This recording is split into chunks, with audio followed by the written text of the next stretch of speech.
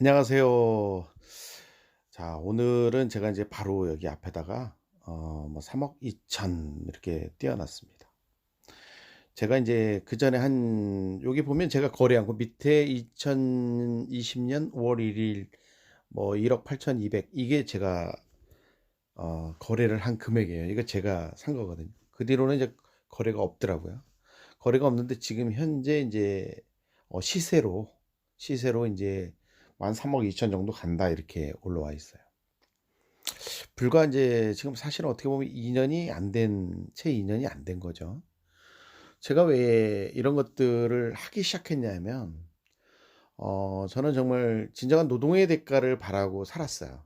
예, 일을 열심히 하고 제가 인제 그 사업 소득도 또 나쁘지 않았으니까. 근데 인제 이게 점점 그 자영업 환경이라는 게 악조건으로 변하기 시작하더라고요. 뭐냐면 가게 이 전방 하나 유지하는 게 예전에는 사실은 어떻게 보면 제가 이런 말씀 드려서 너무 죄송한데 사람 쓰기도 쉬웠고요. 그다음에 왜냐면 어떤 인건비에 대한 어떤 부담도 예전에는 좀 적었단 말이에요. 그런 것들이 있다 보니까 가게를 돌리기가 좋았어. 그러니까 뭐냐면 직원화 시켜서 직원들한테 맡기고 중간 매니저를 두고도 매장을 돌릴 수가 있었는데 어느 순간부턴가는 이제 이게 너무 마진이 없는 거예요. 투자 대비 내가 그렇게 운영해 가지고는 돈을 가져올 게 없더라는 거죠. 그래서 생각한 게 뭐냐면 지금까지 하지 않았던 투자에 눈을 돌리게 된 겁니다. 이 아버지가 나이가 인제 뭐 50 대를 접어들고 또 인제 60 대를 향해서 가고 있는데 제 노후 준비도 뭐 어떻게 보면 제 노후 준비 그냥 정도?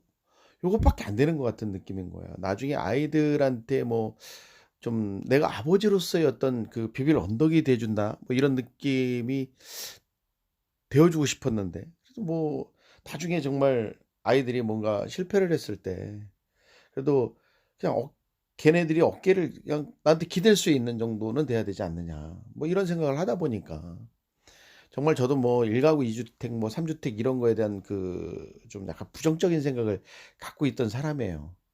그러다 보니까 안 되겠어서 이게 부동산이라든지 주식에 눈을 돌리게 된 거죠. 내가 뭔가 아버지 역할로서 이 가장의 역할로서는 이걸로는 되지 않는다. 나중에 내가 일을 할 수 없는 그런 어떤 연령이 됐을 때 과연 내가 이것을 치고 나갈 수 있느냐.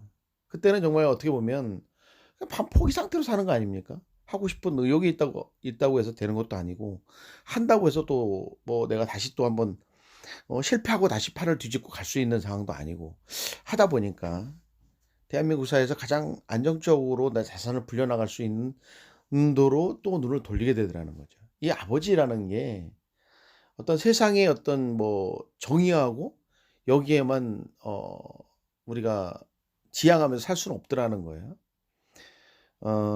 이게 그러니까 작년도 7월 달에 그 부동산 대책들이 강경한 것들이 많이 쏟아졌잖아요. 뭐 임대차 3 법부터 시작해서 뭐 그 이후에 다 됐던 것 같아요.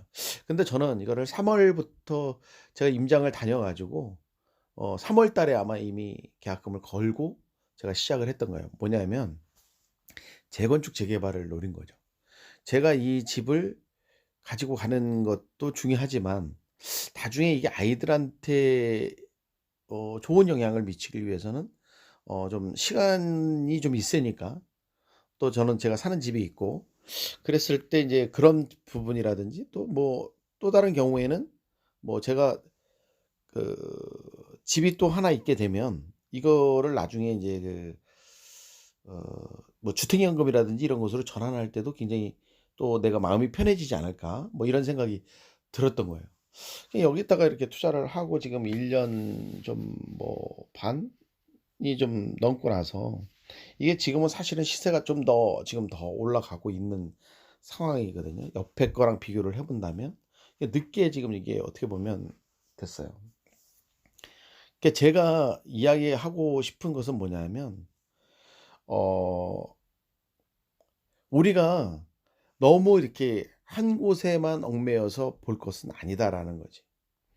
'나는 이거야.'라고 내가 이렇게 고집을 피우고 다른 사람이 이야기해도 이렇게 벽창호 스타일은 안 된다라는 거예요. 뭔가 오픈 마인드가 있어야 될 것 같고, 그다음에 뭐냐면 어 어 뭐 물론 의심을 하는 것은 당연하지만 또 좋은 정보들을 자기가 받아들이는 어떤 그 흡수력도 굉장히 좋아야 되지 않나 이런 생각을 하는 거예요.